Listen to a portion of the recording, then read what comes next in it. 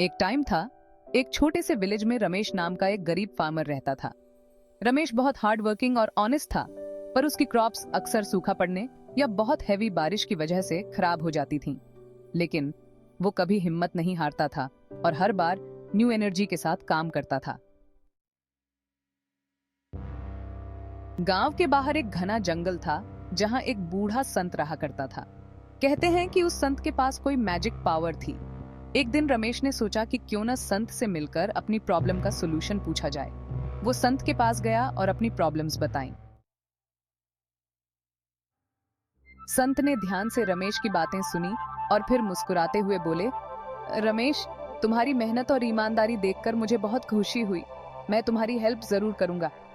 संत ने एक छोटा सा सीड रमेश को दिया और कहा, इस सीड को अपने फार्म में बो दो और इसे अच्छे से देखभाल करना। ये सीड तुम्हारी किस्मत बदल सकता है। रमेश ने संत की बात मानी और सीड को अपने फार्म में बो दिया। उसने सीड की बहुत अच्छे से देखभाल की, समय पर पानी दिया और खाद डाला। कुछ ही दिनों में उस सीड से एक प्लांट निकला और देखते ही देखते वो प्लांट एक बड़े ट्री में बदल गया। ट्री पर सुंदर और मीठे फ्रूट्स बहुत ज्यादा आ गए।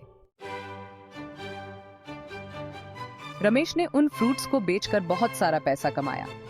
धीरे धीरे उसकी मनी की सिचुएशन अच्छी होने लगी और वो फिर कभी गरीब नहीं हुआ। गांव के लोग उसकी मेहनत और संत की कृपा की बातें करने लगे।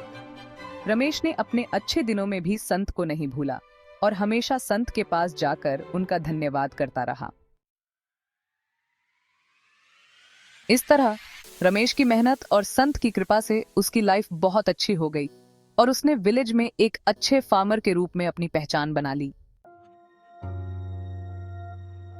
इस स्टोरी से हमें यह सीख मिलती है कि मेहनत और ईमानदारी का फल कभी खराब नहीं जाता और सही गाइडेंस से लाइफ में कोई भी चेंज पॉसिबल है।